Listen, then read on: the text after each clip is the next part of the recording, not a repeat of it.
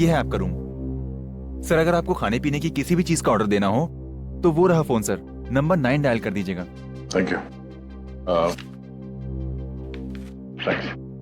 Sir सुना, मैं बहुत थक गया हूँ, मुझे कोई डिस्टर्ब ना करे तो बाहर दरवाजे पे डू नॉट डिस्टर्ब का बोर्ड लगा देना। जी sir, definitely sir. Have a good day sir. Thank you. Sir हम लोग हमेशा ऐसा क्यों सोचते हैं कि खून हुआ है? एक्सीडेंट भी तो हो सकता है।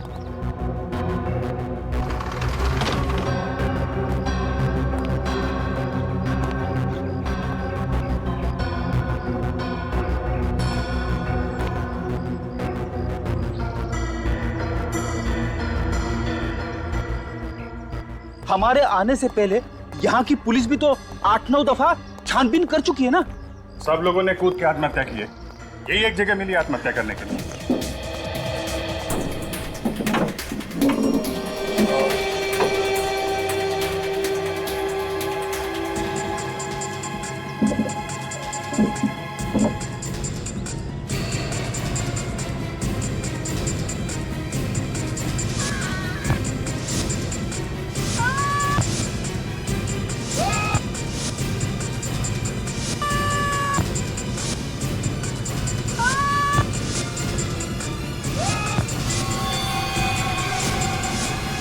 मुझे तो लगता है कमरे में आत्माएं घुस गई है।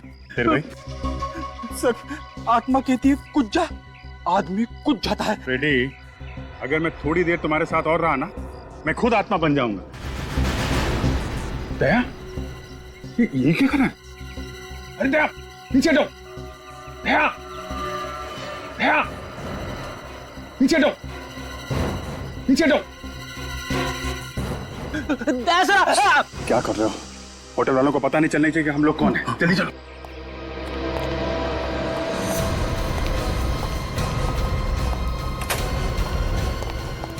अरे दया, ये क्या पागलपन है? नीचे उतरो यार। सर प्लीज नीचे उतर जाइए। आप आत्महत्या क्यों करना चाहते हैं? रेडी, मैं आत्महत्या क्यों करूंगा? मैं अभी तक तुमसे इतना परेशान नहीं हुआ हूँ। नहीं नहीं यार, हम लोग नीचे खड़े थे तो तुम चेयर के ऊपर खड़े होकर बालकनी के इतने पास में थे, हमें लगा कि तुम आत्महत्या करने वाले हो। अच्छा हुआ सर आपने नीचे जंप नहीं किया, वरना होटल के स्टाफ वालों को पता चल जाता कि हम लोग कौन है। अब जीतिए, देखो यहाँ से नीचे कूदने के लिए मुझे इस कुर्सी की जरूरत नहीं है, कुर्सी के बगैर भी मैं यहाँ से कूद सकता हूँ।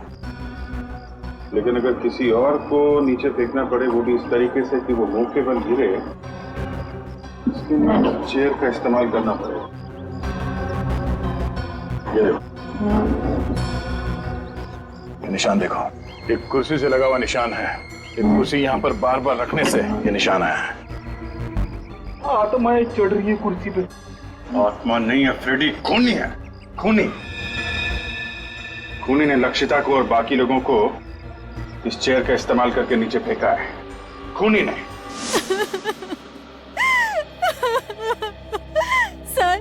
सर प्लीज मेरी मदद कीजिए। होटल ब्लू रॉबिन में मेरी बेटी का खून हुआ है, मगर कोर्ट घर की पुलिस ने इसे आत्महत्या करार कर दिया है। माया जी, आप चिंता मत कीजिए। अगर आपको लगता है कि ये आत्महत्या नहीं हत्या है तो हम हत्यारे को जरूर पकड़ेंगे, लेकिन पहले आप प्लीज पूरी बात बताइए। सर रात को 2 बजे होटल से फोन आया कि मेरी बेटी लक्षिता ने अपने कमरे से कूदकर सुसाइड कर लिया है।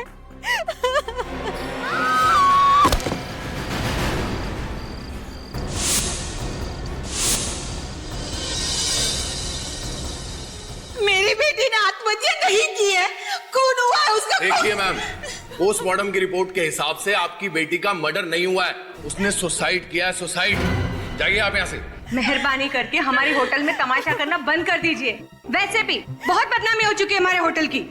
मैंने कहा ना लक्षिता सुसाइड नहीं कर सकती, ये नहीं हो सकता। क्यों नहीं हो सकता मिसेस माया? सब लोग आपसे बार बार कह रहे हैं कि लक्षिता ने अपने होटल के कमरे से कूद के अपनी जान दे दी, फिर भी। सब लोग नहीं, 2 लोग, वो अमन और ईशान। आपको और पुलिस को उनकी बातों पर भरोसा है, मेरी बातों पर नहीं। मैं आप लोगों को छोड़ूंगी छोड़ूंगी नहीं। मिसेस माया, अब तो ये केस पुलिस ने भी बंद कर दिया। आप हमारा कुछ नहीं बिगाड़ सकती। मगर होटल के स्टाफ को और वहां के लोकल पुलिस को ऐसा क्यों लगता है कि आपकी बेटी लक्षिता ने बालकनी से कूद के अपनी जान दी? मुझे नहीं पता सर। तो पुलिस ने क्या एक्शन लिया? सर, पुलिस ने कोई एक्शन नहीं लिया। उनका कहना था कि मेरी बेटी लक्षिता ने आत्महत्या की है, लेकिन मेरा दिल कहता है मेरी बेटी कभी आत्महत्या नहीं कर सकती। रात को 11 बजे उसने मुझसे फोन पे बात भी की। वो बहुत खुश थी सर, वो एकदम ठीक ठाक थी। सर ये देखिए सर, होटल ब्लू रॉबिन में ऐसे और 8 आत्महत्या के केसेस हुए और हर बार कमरा नंबर 303 की बालकनी में से कूद के आत्महत्या की गई है।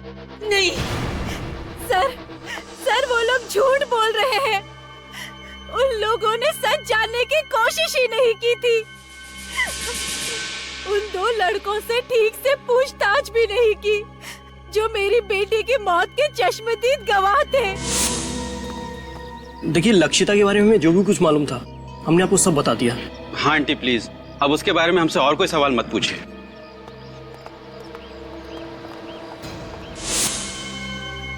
सर ये रिपोर्ट देख लीजिए। 4 लड़कियों की मौत हुई है और 4 आदमियों की। सबकी मौत रात 11 बजे से रात 1 बजे के बीच में हुई है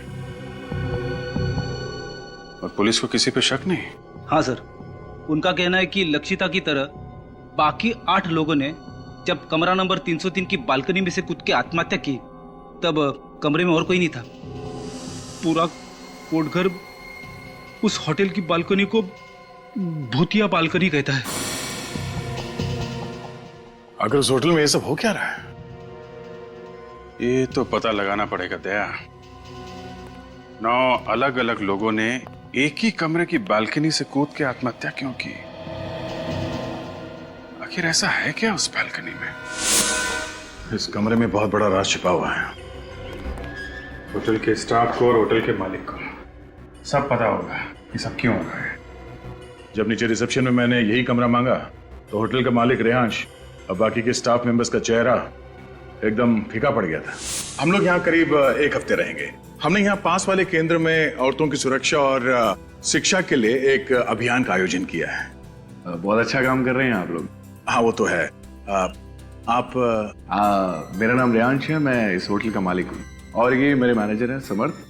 ये पर्सनली आपकी जरूरतों का ध्यान रखेंगे और आपको यहाँ कोई प्रॉब्लम नहीं होगी। सर, पीछे वाली विंग में आप लोगों के लिए रूम्स रेडी कर दिए गए। पीछे वाली विंग में एक दुविधा है। हम चाहते हैं कि पीछे वाले विंग में नहीं बल्कि आगे वाले विंग में कमरा मिल जाए तो। आगे वाले विंग में? हाँ, और अभी टॉप फ्लोर हो तो और भी बेहतर। टॉप फ्लोर सर, वो एक्चुअली वो तो सकता है, लेकिन कोई दिक्कत है तो कोई बात नहीं, परितोष हम कहीं और होटल में चेक इन कर लेते हैं। नहीं सुदर्शन जी, दूसरे होटल में क्यों जाएंगे? ये है ना मालिक जी, रेहांश जी, आप देखिए ना, इनके पसंद का कमरा दीजिए ना इनको। ठीक है, बस तो प्रॉब्लम क्या है? आप हमें कमरा दिखा दीजिए, जो पसंदीदा कमरा है वो हम चुन लेंगे। ठीक है सर। सर 1 मिनट, कुछ सर अब क्या करें? देखो 1 लाख का सवाल है, ठीक है ना, और वैसे की वैसे ही बहुत जरूरत है हमें इस टाइम पे। कमरा दे देते हैं, बाकी इनकी किस्मत। ओके सर, ठीक है, चलो चलो चलो। और सुनो, ये सर को रूम्स दिखा दो। Okay sir. ये सामान ले लीजिएगा। जी सर। ये संभाल के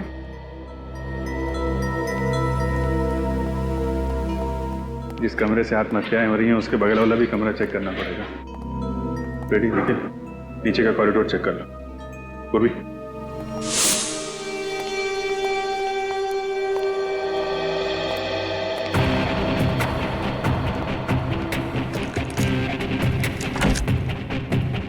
ध्यान से देखो, इस कमरे से बगल वाले कमरे में जाने का कोई खुफिया रास्ता है?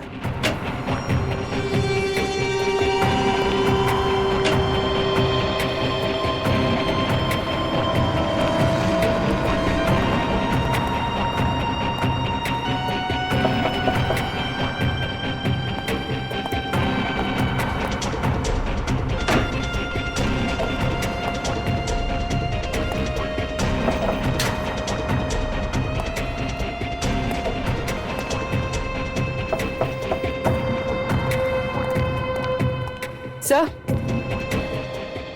सर ऐसा कोई खुफिया रास्ता तो दिखाई नहीं दे रहा। कोई ना कोई रास्ता तो होगा पूर्वी, हमें नजर नहीं आ रहा है।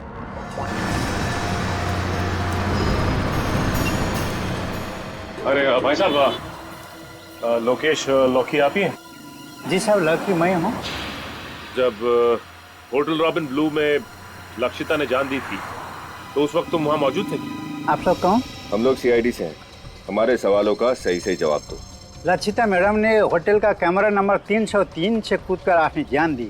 पुलिस वाले ने यही रिपोर्ट दी, होटल वाला सब जानते हैं। अच्छा ये बताओ, जब लक्षिता की मौत हुई 2 लड़के होटल की लॉबी में अपने दोस्त को ढूंढते हुए आए थे, जानते हो उन 2 लड़के? जी साहब, मैं जो जानता हूँ सब सच सच बताता हूँ साहब। वो दोनों लड़के का नाम अमन और ईशान है। दोनों दीपी बाई कॉलेज में पढ़ते हैं साहब। ये दीपी बाई कॉलेज कहाँ है? ये 10 नंबर रोड पर है। तुम इन दोनों को जानते कैसे? वो दोनों होटल के कॉफी शॉप में अक्सर कॉफी पीना आया करते थे। उस दिन वो लोग ने शराब भी पिया था और लक्षिता मैडम के साथ कुछ अनबन भी हुई थी। ठीक है, सीआईडी तुमसे पूछताछ करने आई थी, ये बात अपने तक ही रखना, समझ गए? एक्सक्यूज मी, आप यहाँ पे ईशान और अमन कहाँ बैठे हो? तुम्हारा दिमाग खराब हो गया ईशान? अरे ऐसे कैसे कोर्ट घर छोड़ के चले जाएं? एक्सक्यूज मी, यहाँ पे ईशान और उसका दोस्त बैठे हैं? पता नहीं। सच सच बताओ, मुझसे क्या छुपा रहे हो तुम? अमन, मैं तुमसे कुछ भी नहीं छुपा रहा हूँ। जो कुछ भी हुआ हमारे सामने हुआ। हमारे सामने से विकी होटल से गायब हो गया। ईशान और अमन कहीं बैठे हैं क्या? इसका मतलब समझते हो तुम? मैं तो समझता हूँ, पर शायद तुम नहीं समझते हो कि ये बात कितनी सीरियस है। कल से खुद चुप चुप बैठे हुए हो, मुझे भी चुप रहने को कह रहे हो। एक्सक्यूज मी, ये ईशान और अमन कहीं बैठे हैं क्या यहाँ पे आसपास? जी वहाँ पर। वो सामने उस टेबल पर? जी। उसके माँ बाप को फोन करने से मना कर रहे हो, पुलिस में रिपोर्ट लिखाने को मना कर रहे हो, क्यों? क्योंकि मैं जो भी कुछ कर रहा हूँ हमारी भलाई के लिए कर रहा हूँ, भलाई के लिए। समझ रहे हो कि तुम? बिलीव करो मुझ पे। क्या बिलीव करूं मैं तुम पर? देख, आखिरी बार तूने ही विकी को होटल में देखा था ना? कहीं ऐसा तो नहीं कि तुमने ही विकी को? तुम मुझ पे शक कर रहे हो? वैसे शक तो हमें तुम दोनों पे ही है। आप लोग कौन है? हम लोग सीआईडी से, और ये जानना चाहते हैं कि विकी के गायब होने की बात तुमने पुलिस से छुपाई क्यों? सर मुझे कुछ नहीं पता सर। मैं और अमन उस रात विकी का इंतजार करते रहे और जब वो नहीं आया तो हम लोग घर चले गए। ईशान सर विकी के पीछे पीछे होटल के कमरे तक गया था। वैसे किसे क्या डायलॉग बोलना है तुम लोग ने रिहर्स नहीं किया? ये कुछ और बोल रहा है, तुम कुछ और बोल रहे हो। हाँ? सच सच बताओ कि हुआ क्या था, वरना सबके सामने से तुम्हें घसीटते हुए ले जाएंगे। देखो, हमें अच्छी तरह से पता है कि लक्षिता के साथ छेड़छाड़ की है तुम लोगों ने, लेकिन अगर तुम दोनों निर्दोष हो तो सच्चाई छुपाने की कोशिश मत कर, वरना तुम दोनों के दोनों कॉलेज से रेस्टिकेट कर दिए जाओगे। मैं नहीं सर, ये कल रात से कुछ छुपा रहा है सर, मुझे भी नहीं बता रहा है। इसी ने आखिरी बार विकी को देखा था सर। हाँ सर, मैं विकी के पीछे गया था। जब मैं, अमन और विकी उस रात होटल ब्लू रॉबिन पहुंचे तो हम तीनों ने बहुत पी रखी थी सर। लक्षिता वहां पर भीगी हुई हालत में आई और लक्षिता होटल में चेक इन करने के लिए रिसेप्शन काउंटर में गई और हेलो, मेरा नाम लक्षिता है। इस होटल में मैंने एक रूम बुक कराया था। प्लीज आप मुझे मेरा रूम नंबर बताएंगी? एक मिनट मैम, मैं चेक कर लेती हूँ।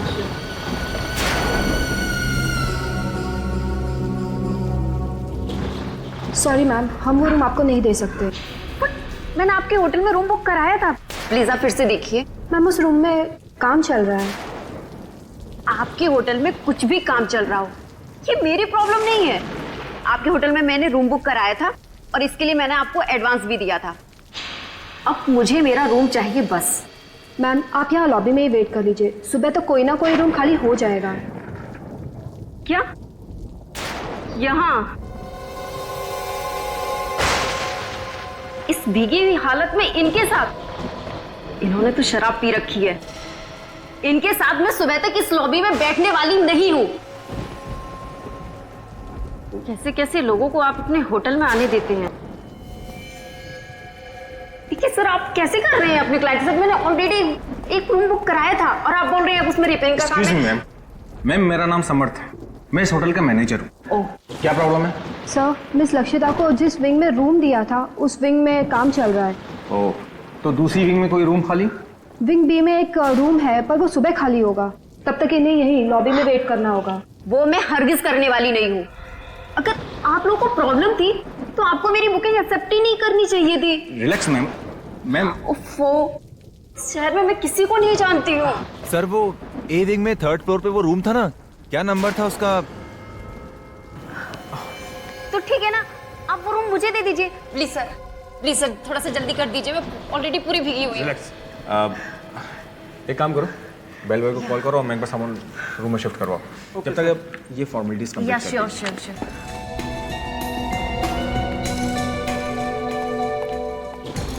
303 सामान लेके जाओ। Thank you. और यहाँ विकी मानने को तैयार ही नहीं हो रहा था। उसे बहुत गुस्सा आया था लक्षिता पर। तुम बैठो, मैं देखता हूँ। ये रखिए कहीं को सब बखेड़ा खड़ा ना कर दे। एक मिनट। उसे रोकने के लिए मैं उसके पीछे गया था, मगर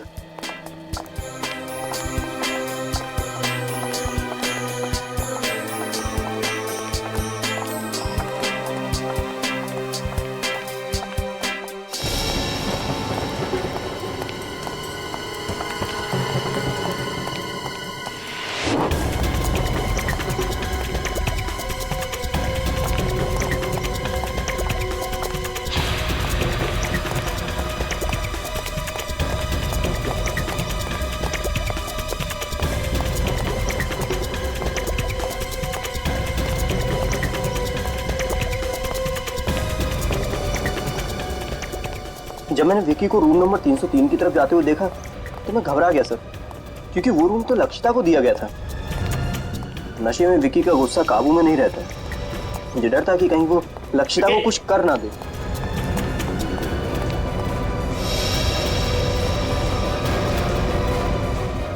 विकी! आप यहाँ क्या कर रहे हैं? आप तो हमारे होटल के गेस्ट नहीं हैं। आप प्लीज लॉबी में चले जाइए, प्लीज चलिए। होटल के स्टाफ को विकी के बारे में कुछ भी नहीं पता है। बस मन में प्रार्थना करने लगा कि विकी लक्षिता पर हाथ ना उठाए, और चुपचाप वापस लॉबी में आ गया। चलो बहुत रुक गया। कहाँ रह गया यार ये? 3 घंटे बीत गए सर, फिर भी जब विकी वापस नहीं आया तो अमन और मैं होटल से चले गए। और क्या करते सर, बारिश भी रुक गई थी। अब होटल लॉबी में बैठने का कोई भी बहाना नहीं था हमारे पास। जिस लड़की से कुछ देर पहले हम लोग झगड़ रहे थे, उसे हमारे सामने दम तोड़ते हुए देखकर हम लोग बौखला गए। डर के मारे हमने ऊपर रूम की तरफ नहीं देखा। समर साहब जल्दी आइए। समर साहब देखिए। Oh my God,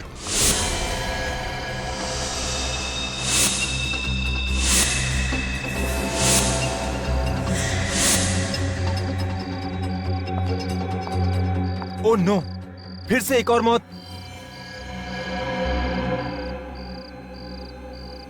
miss Lakshita. 303 sir, Riyansh sir को इन्फॉर्म करना होगा। हाँ, रियांश सर को फोन करके उठाओ। और तुम लक्षिता के रूम में जाकर चेक करो, इसका सेल फोन होगा, उसमें इसके घर वालों का फोन नंबर होगा, और इस हादसे के बारे में इसके घर वालों को इन्फॉर्म करो। रूम नंबर 303 की 9वीं दुर्घटना है, फिर से पुलिस को बुलाना पड़ेगा। और उसके बाद अगले दिन हम फिर से विकी को ढूंढने होटल में गए थे सर, लेकिन पुलिस वहां पहले से पूछताछ कर रही थी, और तब तक भी विकी का कुछ पता नहीं चला था। और तुम दोनों अब तक चुप रहे। हाँ? हो सकता है कि लक्षिता की मौत की वजह विकी हो।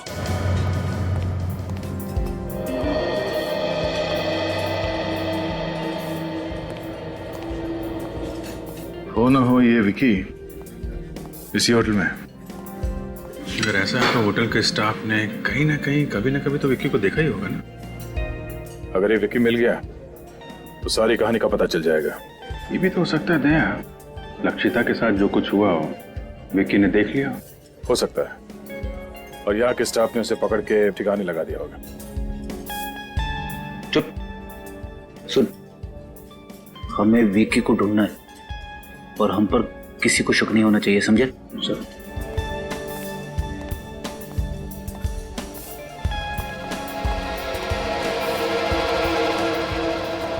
चले भाई, चलो उधर। क्यों रे फेंको? हाँ, बहुत ऊंचा ऊंचा फेंक रहा था ना। क्या हुआ? पैसे का क्या हुआ? हाँ, कब दे रहा है? इंस्टॉलमेंट निकालता है कि इधर ही तेरा डाउन पेमेंट कर डाले? देखो, पहले छोड़ो मेरे बेटे को, छोड़ो इसे। इसे कहो कि हमारी पैसे ढीले कर दे, हम हमारी पकड़ भी ढीली कर देंगे। एक्सक्यूज मी, एक प्लीज। रेयांश से आपको जो भी प्रॉब्लम है, लेकिन ये कोई तरीका नहीं है शरीफ आदमी से इस तरीके से बात करने का। शरीफ, बहुत देख ली इसकी शराफत। देखिए माँ जी, अपने बेटे को कहिए कि हमारे पैसे जल्दी से जल्दी चुका दे, वरना इस जगह को ताला लगने में थोड़ा भी टाइम नहीं लगेगा, समझा? चले छोड़ो।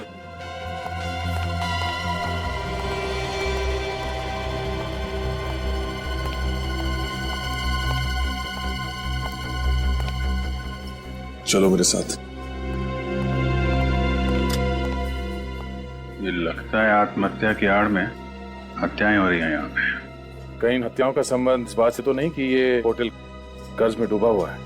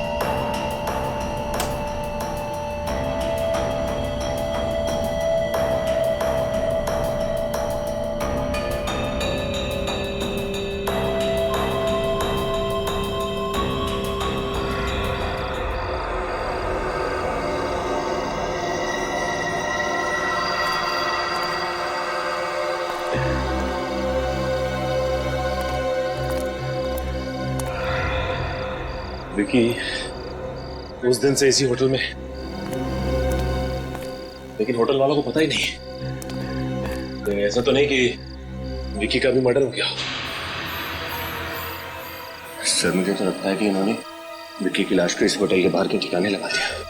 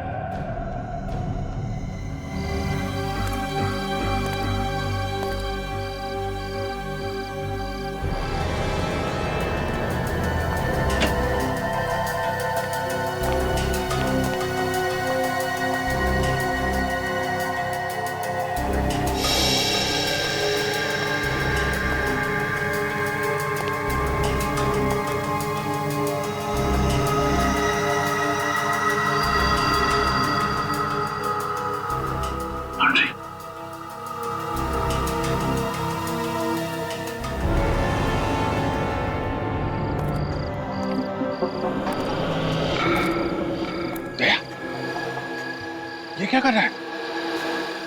अरे अरे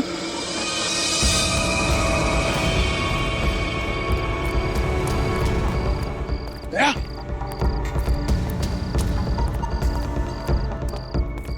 अरे दया, क्या कर रहे हो? क्या सर? अरे क्या कर रहा है ये? दया, क्या कर रहे हो?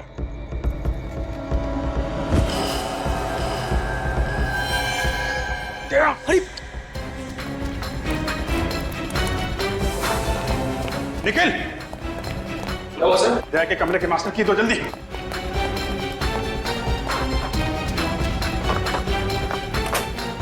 दया, ये क्या कर रहे हो? दया, सर लेटे चलो जल्दी। दया, इसको लेटो इधर जल्दी।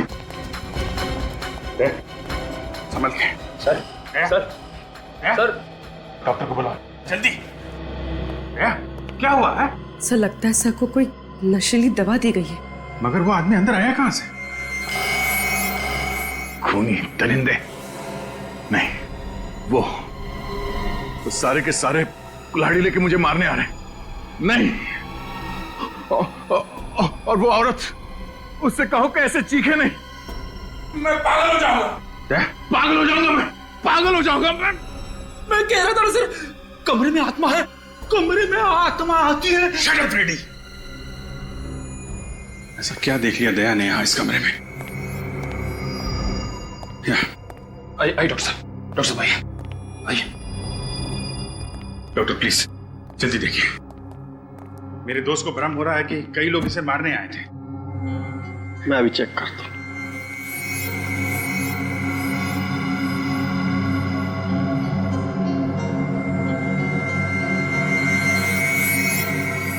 लगता है इन्हें कोई नशीली दवा दी गई है, लेकिन आप लोग चिंता मत कीजिए, मैं एक इंजेक्शन दे देता हूँ, थोड़ी देर में बिल्कुल नॉर्मल हो जाएगा।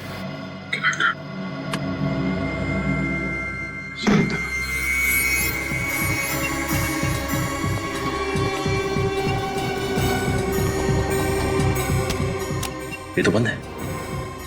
मेरी एक बात समझ में नहीं आ रही है कि जिस होटल के आधे से ज्यादा कमरे बंद हैं, यहां तक कि पेंट्री शॉप और स्टोर रूम भी बंद है, उसमें इस लॉन्ड्री रूम का बंद होना कुछ अजीब सा लग रहा है। एक काम करता हूं। एक्सक्यूज मी सर, क्या मैं आपकी मदद कर सकता हूँ? अरे वो आधे घंटे से हम लोग रूम सर्विस को कह रहे हैं कि रूम नंबर 321 में कोई बेडशीट चेंज करने आ जाए। सर ये तो लगभग 3 दिनों से जाम पड़ा है। मैं दूसरे विंग से बेडशीट भिजवाता हूँ। प्लीज थोड़ा जल्दी कीजिए। Okay okay sir. सर 3 दिन पहले तो लक्षिता की मौत हुई थी। एक काम करते हैं, अंदर चलते हैं, सब पता चल जाएगा। अब कैसा लग रहा है दया तुम्हें? क्या हुआ? तुम सब लोग यहां कैसे? दया तुम नीचे कूदने वाले थे। आई मीन कोई तुम्हें खिड़की से नीचे फेंकने की कोशिश कर रहा था। हम लोगों ने नीचे से देखा और चिल्लाए तो शायद वो आदमी भाग गया, लेकिन हुआ क्या था यहां इस कमरे में? अभिजीत, मैं इस कमरे में 10:40 में आया और अंदर आके मैंने पहले ये दरवाजा अंदर से बंद किया, फिर उसके बाद मैंने ये लाइट स्विच ऑफ कर दिए और यहां बेड पे लेटा हुआ था कि अचानक मेरा सर घूमने लगा। ऐसे लगा जैसे इस तरफ से बहुत सारे लोग कुल्हाड़ी लेके मुझे मारने आ रहे हैं। उसके बाद शायद मैं बेहोश हो गया। अगर अभिजीत, अगर मैं बेहोश था तो खुद अपने आप उस चेयर पे नहीं चढ़ सकता था। इसका मतलब है कोई और यहां इस कमरे में आया था। हाँ दया, मगर निखिल बाहर पहरे पे था तो आदमी अंदर आया कैसे? और हमारे आने से पहले वो भागा कहां से? दरवाजा तो अंदर से बंद था।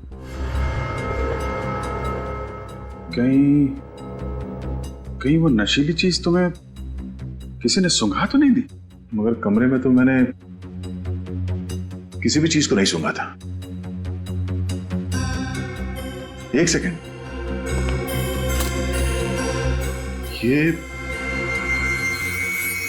जब मैं डिनर करने कमरे से बाहर गया उस वक्त ये मशीन कमरे में तो थी नहीं, और जब वापस आया उसके बाद भी मैंने किसी रूम सर्विस वाले को नहीं बुलाया। तो फिर ये मॉस्किटो रिपेलेंट कमरे के अंदर आया कहां से?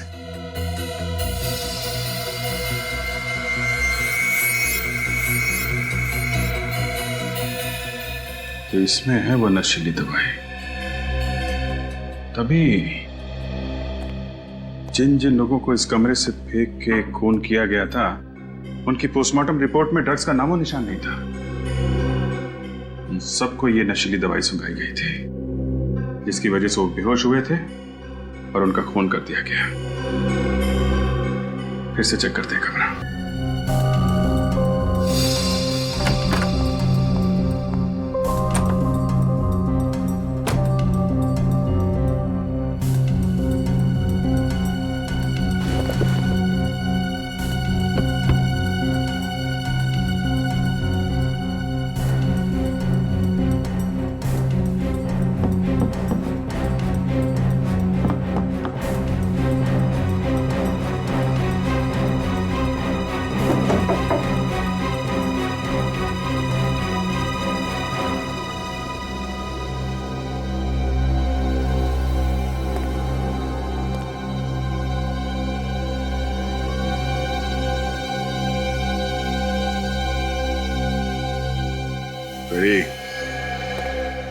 ये देखो प्रोजेक्टर, इसमें है तुम्हारी वो आत्मा। प्रोजेक्टर में आत्मा? हाँ, इसमें वो इमेजेस लोडेड है जो मुझे दीवार पे दिखी थी, और 3D इमेज होने की वजह से मुझे लगा कि वो इमेजेस जिंदा है, जो मेरी तरफ मुझे मारने के लिए आ रही है। सर, ये प्रोजेक्टर रिमोट कंट्रोल के जरिए इस कमरे के बाहर से भी ऑपरेट हो सकता है।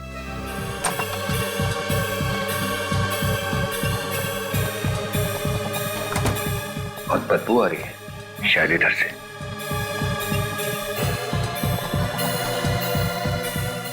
माय गॉड, क्या?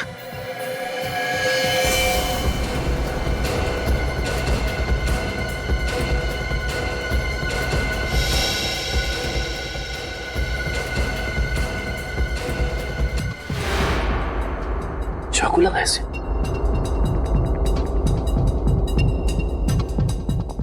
एक काम करो, अभिजीत सर को फोन करो।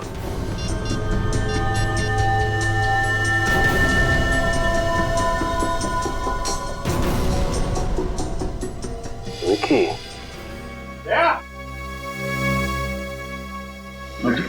ये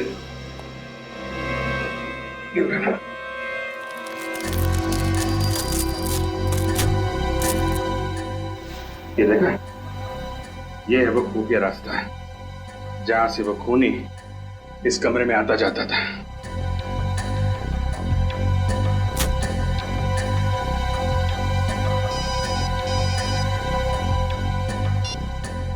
अविनीत,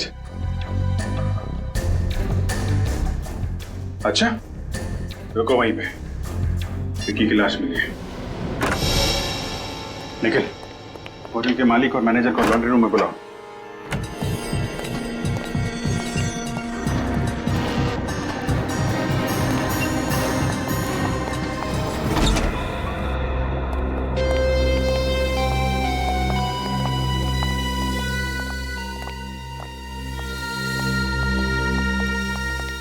ओह माय गॉड! अरे कोई पुलिस को बुलाओ यार। रिलैक्स मिस्टर रेयांश, सीआईडी की पूरी टीम है यहाँ पे। सीआईडी?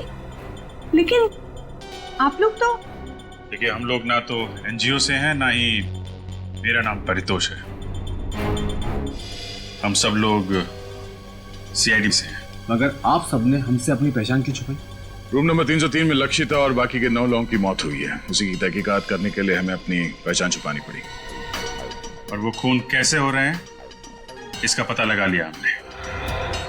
सर, गले पे उंगलियों के निशान है सर, ग्रीस लगा हुआ है। सर, इस ग्रीस की वजह से खूनी के फिंगरप्रिंट्स, ये देखिए, इसके गले पे साफ दिखाई दे रहा है। मतलब जब इस विकी का खून हुआ तब खूनी के हाथ में ग्रीस लगा हुआ था। हो सकता है आने से पहले उसकी कार खराब हो गई हो और उसने खुद ही कार रिपेयर करने की कोशिश की हो। क्या उस रात आप में से किसी की या किसी होटल गेस्ट की गाड़ी खराब हुई थी? देखिए, चुप रहने से कोई फायदा नहीं है। खूनी की उंगलियों के निशान विक्की के गर्दन पे छप चुके हैं। आप सबके फिंगरप्रिंट से मैच करके देख सकते हैं हम लोग, समझे आप? सर, कल तो मेरी गाड़ी खराब हुई थी, लेकिन वो मैंने नहीं, केतन ने रिपेयर की थी। सर केतन ही तो इस रूम का इंचार्ज है और पिछले 2-3 दिनों से इस रूम के लॉक की रिपेयर की बात को टाल रहा था। बुलाओ इस केतन। बुलाओ केतन।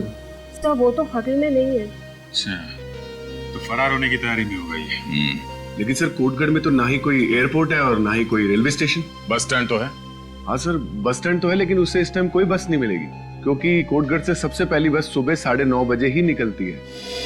सुबह 9:30 बजे? और सुबह होने में ज्यादा देर है नहीं।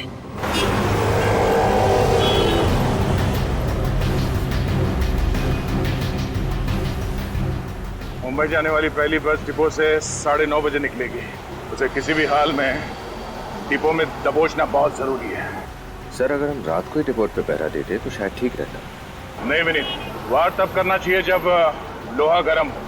अगर केतन को पता चल जाता कि हम बस डिपो पे उसका इंतजार कर रहे हैं तो वहां से भागने का कोई और रास्ता निकाल लेता।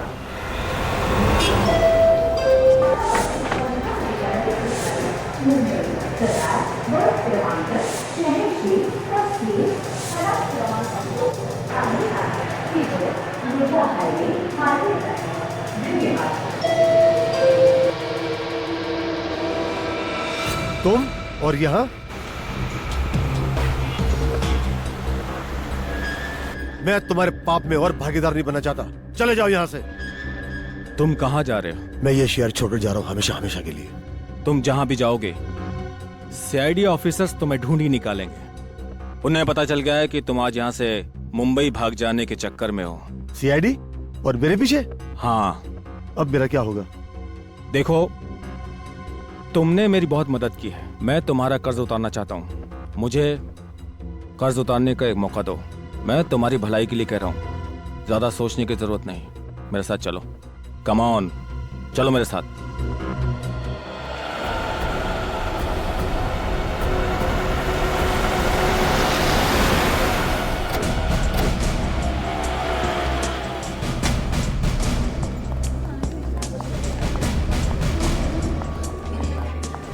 एक्सक्यूज मी, आपने ये आदमी को देखा है कहीं?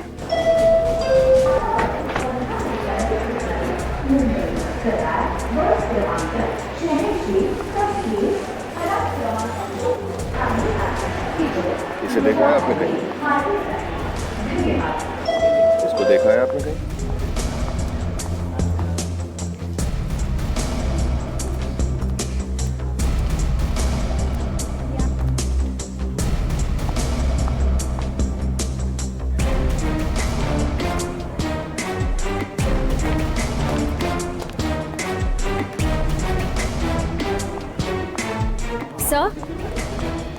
सर, केतन को यहाँ किसी ने नहीं देखा। नहीं विनीत, यहाँ आते जाते सभी यात्रियों पर कड़ी नजर रखो। हो सकता है वो यहाँ से भेज बदल कर भागने के चक्कर में।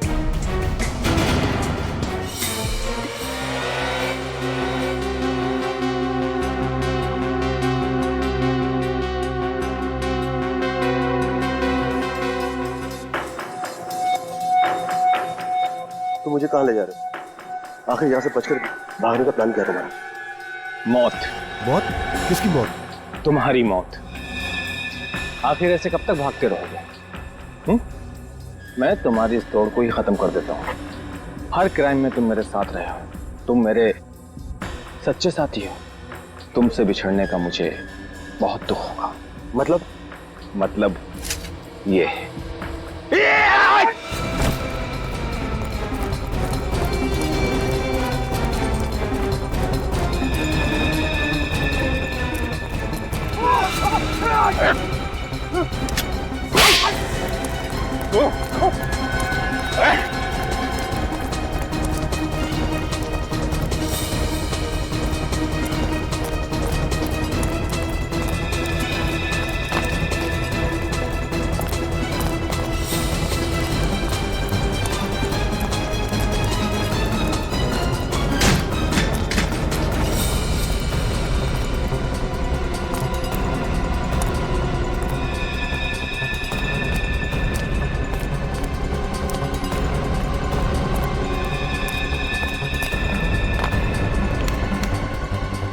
सुबह सुबह जॉगिंग करना सेहत के लिए बहुत अच्छी होती है।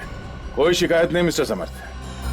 मगर अब अगर कोई और होशियारी की तुमने तो जिंदगी भर अपने पैरों पर चल नहीं पाएगा तू, समझा? सर इस मत से सर, सब इसलिए किए धरे में सब कुछ हो रहा है। तो फिर तुमने समर का साथ क्यों दिया? सालस की वजह से।